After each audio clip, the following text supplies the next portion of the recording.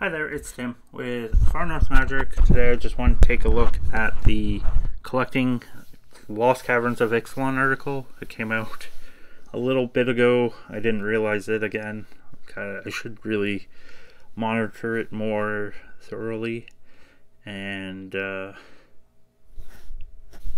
guess let's see what is in store for this set. I am hoping that they have a bit of information on the special guest odds, like drop rate, and then also the neon ink, but I doubt they'll be very forthcoming.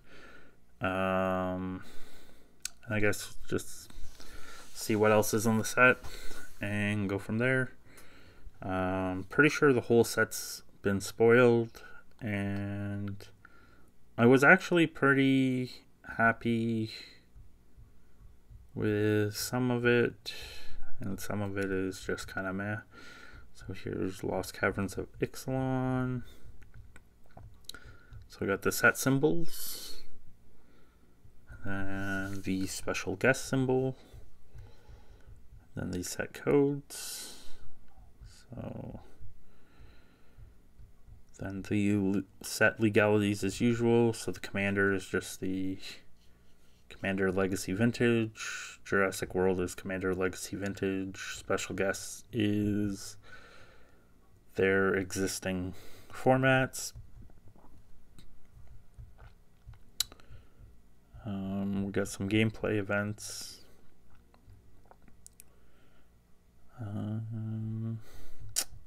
It's going to be interesting to see what happens with the store championships, because I think they're making them all have to be standard, and when most people don't have a lot of standard cards from the way it sounds. Then we got booster fun. So as usual, the full art lands are in every type of pack. You can get the borderless variants in every type of pack, and Jurassic World is in set and collector. Extended arts are in collector, and your neon inks are in collector. So here is the core lands. It's the full art lands for this set.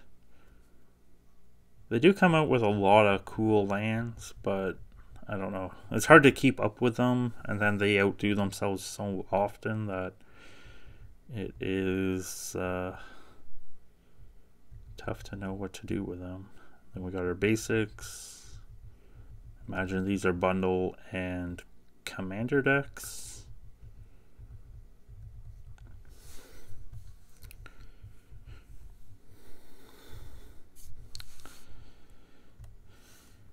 Okay, so we got box toppers. Kind of surprised they put Chalice of the Void as a box topper, although it's going to be pretty tough from what I figure, at least. A lot of the box toppers have been really, really bad. And overall, like as a whole series, like the last one that seemed to be decent was like Zendikar Rising. But I think even those have like taken a hit with a bunch of reprints. So Chalice is a mythic, and then Arcane Signet's uncommon. There's 20 different box toppers, 19 are reprints, and then the Shamil, the Inner Sun. So you're likely going to get an uncommon, at least most of the time, with 8 different ones at 62%, 7 rares at 28% of the time, and 5 mythics at 10% of the time. So it's going to be like, what, 1 in 50 boxes, roughly, for a Chalice. And that Chalice is going to add like a dollar of EV or something to the box toppers, even though, I don't know. It's going to be interesting to see how they do. At least, like, even some of the uncommons were, like, at least playable cards, like the Arcane Signet and stuff. Sure, it's probably not going to be a hugely expensive box topper, but even if it's a couple dollars, it's a lot better than some of the other versions. Maybe it's only $1. I don't know. It's hard to tell what like special variants of certain cards are, because like even like Arcane Signets had like a bunch of like a couple like secret layers, and then the Commander Master's special one, and then like special one here. So it might only be $1. We got Showcase Legends, and there's 25 Showcase Legends that are gonna be available in draft set and collector. So, and then we got the Gods of Ixalan. So there is 5 double-sided gods, and then also another one. Again, found in every pack format. The borderless Oltec and dinosaurs, which are also in all the different formats of packs. So we got Quintorius Khan here. I think the only walker, because they were cutting back on walkers. It is pretty colorful here. Then we got the classic dinosaur art book style for some of the dinosaurs. 14 of them. So that might lead to some nostalgia. I don't think I've ever seen these this art style, so maybe I'm like sheltered from the world. But here's the Galta. I think this is a pretty crazy card in a way, if you can ramp into it fast enough and not get board wiped right away. We got Special Guest. Looks like 18 for this set, and I think Karloff Manor, they said they were doing 10. I wonder if the percentage is similar to Karloff Manor, where they did say that it's in the list slot.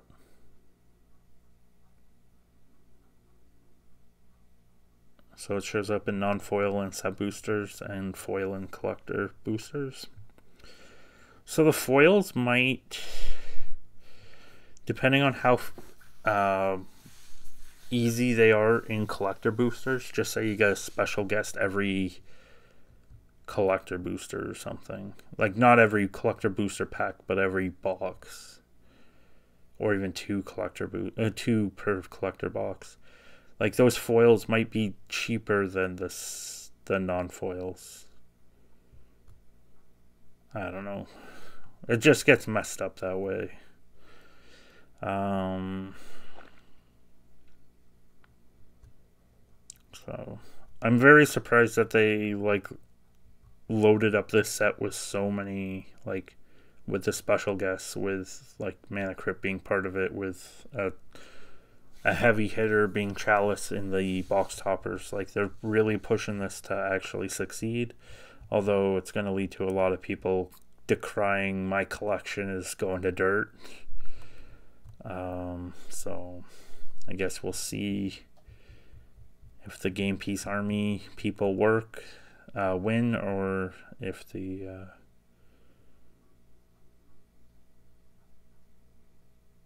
if anything can hold any value. Then we got the Jurassic World cards with Elle and Alan Paleontologists, and then Ravenous Tyrannosaurus. And then we got so there's 26 cards, 20 unique designs, and 5 basics, and command tower. So I find that a bit interesting that they're watering out that slot, I guess, to make it a little harder to get the unique cards. So the basics and command tower are double-sided. So you get like before the dinosaurs escape. So here's like the command tower before they escape, and then like after they escape. So that is interesting, but not really sure. Like when they did the Transformers, there was just too many of them. So I guess this is a way to kind of bridge the gap of like, okay, we did too many of those. Maybe this is a way to get the the unique cards to hold a bit more value, because they're going to be a bit harder to get. So we got the 1 in 12 in set boosters for non-foil, and 1 in every collector. So like that's just too common in collectors probably. So it replaces a common or uncommon within set boosters. And then there's a dedicated slot in collectors. There's some tokens that are in non-foil in set and foil in collector. Those might hold some value because like the laser beak held value for a little bit, but I haven't caught up with checking it out again. Also, they're doing a harder to get variant with this emblem on them, and those are going to be in less than 1% of collectors. One nice thing is the bundle and the gift bundle are not going to be bloated out with the basics as the Jurassic World card, but with each bundle having a promo similarly to how the Transformers was, that's still going to add kind of quite a few non-foil in the regular bundle and foil in the collector bundle, in the gift bundle, sorry. So they're doing 19 out of the 20 mechanically unique cards with that special emblem, and they're going to be the super hard to get variant like the shattered glass foils for the Transformers, which didn't hold value at all compared to what they were initially going for. So definitely like have patience and wait, like is the play. Like maybe it's a mistake, but at least if you wait and it holds price, like then you know it's there to hold. But like I don't know, overall we got Neon Ink with 6 different versions of Cavern and 6 mana crypts.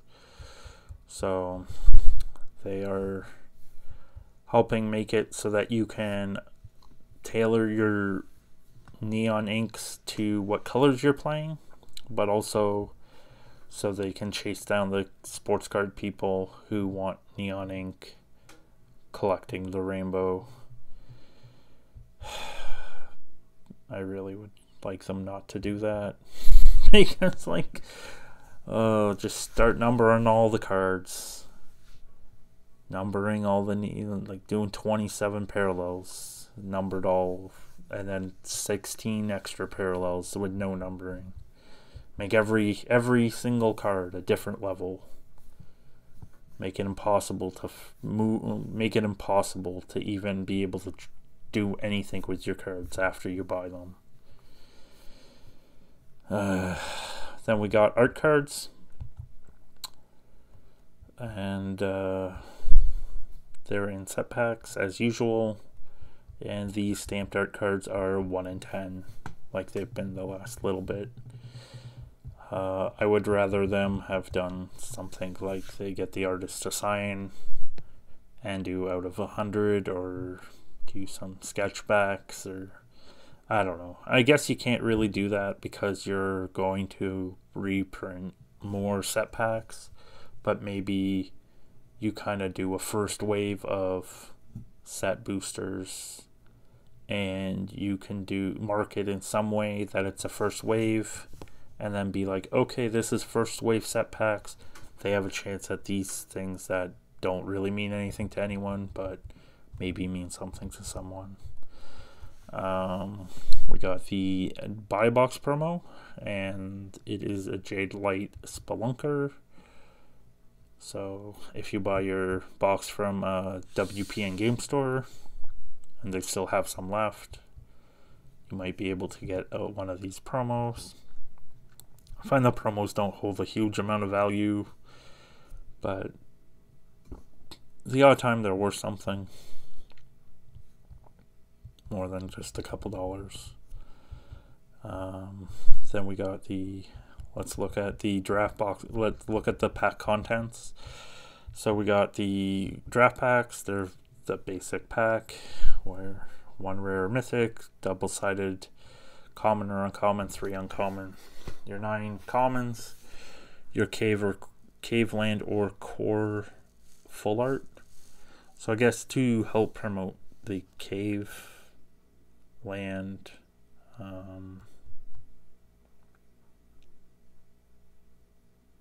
then you got your token, add, helper, or punch out being the last thing. I wish they just would probably just do all tokens or something. Like, I guess punch outs are needed sometimes, but like, I wish they got rid of add cards unless they were an add card for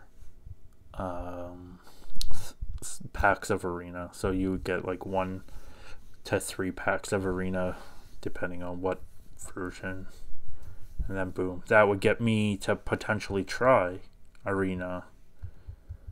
But right now I don't want to chance that I'm gonna overspend there too. We got your regular traditional foil being 1 in 3 packs. In set boosters, we get to that little bit more complication. You got your art card. 1 in 10 is stamped. Then your main set rare mythic. Then you got your foil slot, which could be anything. 2 wild cards. That could be anything in theory.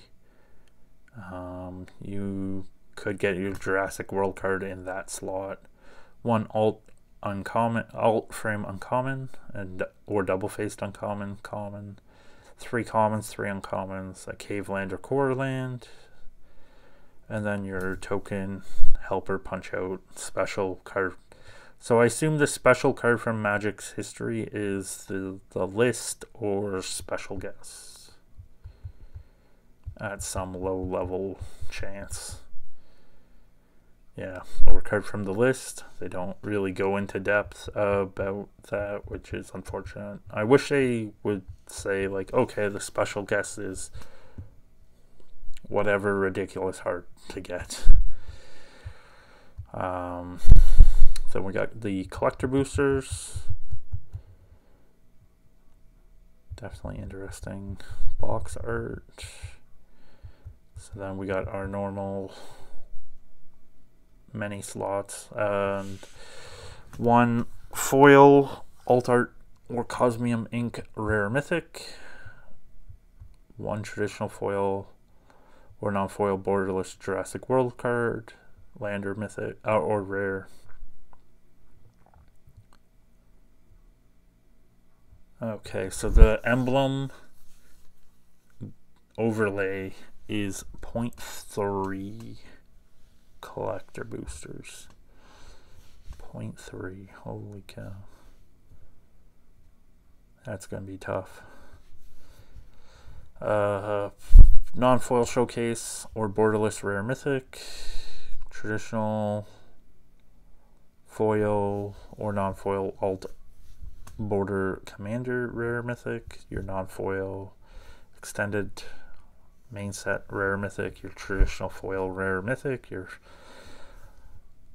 foil showcase or borderless uncommon, then 3 uncommons and 4 commons, foil core full art, and then your double-sided foil token. So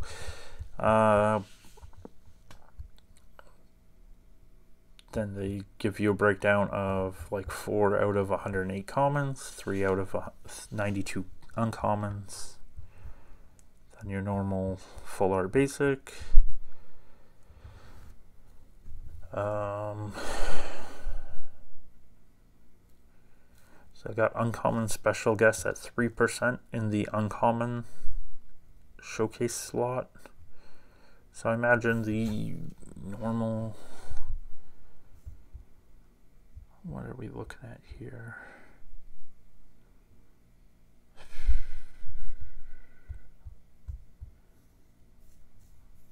So many percentages. Where is... Okay, for Jurassic World, which is the one of the main things that I'm interested in, we have the 20 non-foil borderless non-lands at 36.3%. And then the borderless 6 non-foil borderless lands at 43.6%. And then the foil lands at 10.7%. So over 54% of the time it's going to be a land in the collector.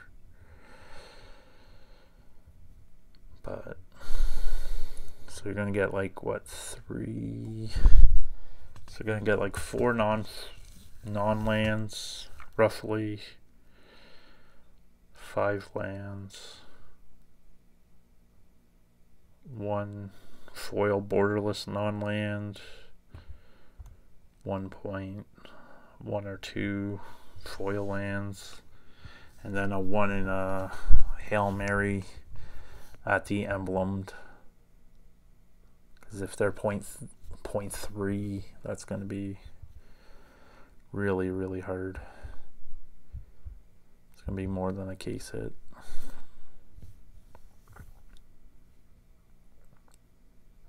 Well, even harder than a master case hit, I would think. Then we got the bundle. Let's see what's in store for the bundle. It's the normal bundle comes with 8 set boosters, 1 traditional foil alternate art hit the mother load, 1 non-foil Jurassic World card, your 10 basics in foil, your 10 basics in non-foil, a spin down, and the storage box and 2 reference cards. So, and then we got the gift bundle. I was really surprised these took off in Canada, at least at most of the stores I've looked at. The prices all jumped or they're sold out, which wasn't something I expected. I bought a few early, but I was hoping to grab a couple more. So we got 8 set boosters, similar to the other one. Collector booster. The same hit the mother load promo. Traditional foil Jurassic World card. The 20 basics in foil. The 20 basics in non-foil. Hold on.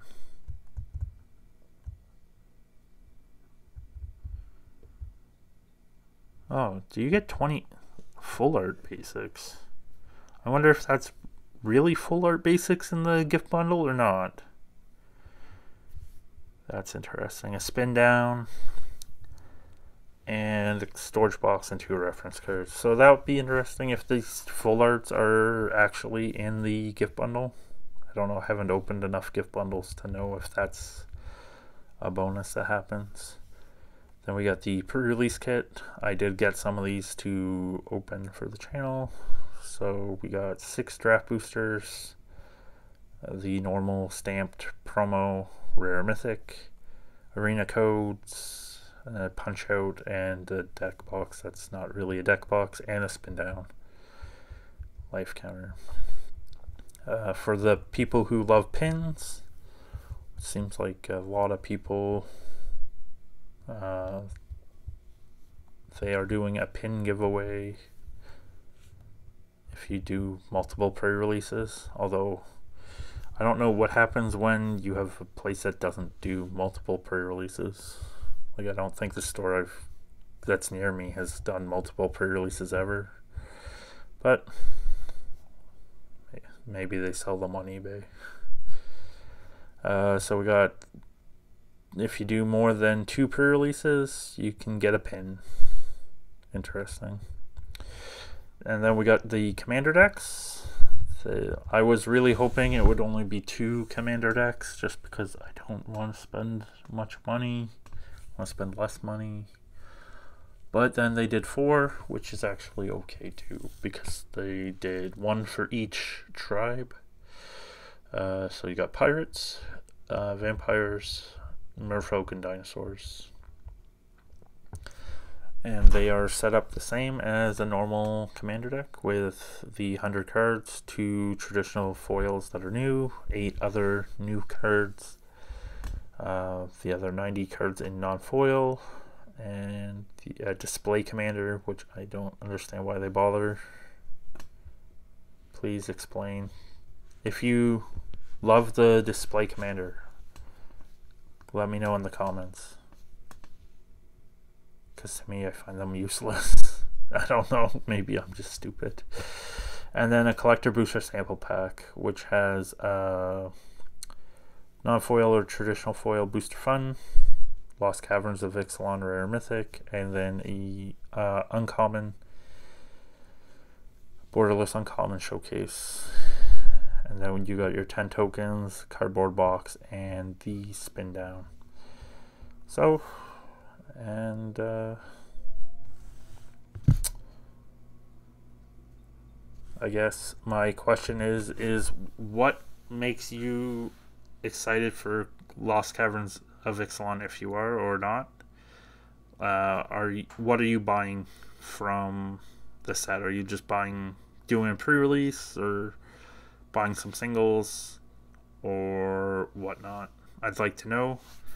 And I guess the one thing I gotta say is probably be extra patient, because the cards probably aren't gonna race to the bottom as hard with the delay on collector boosters and commander decks. So being extra patient is probably your best bet for success. And then there's also like Black Friday and stuff, so like being mindful with what you're spending your money on is probably very important to get the best deals going forward.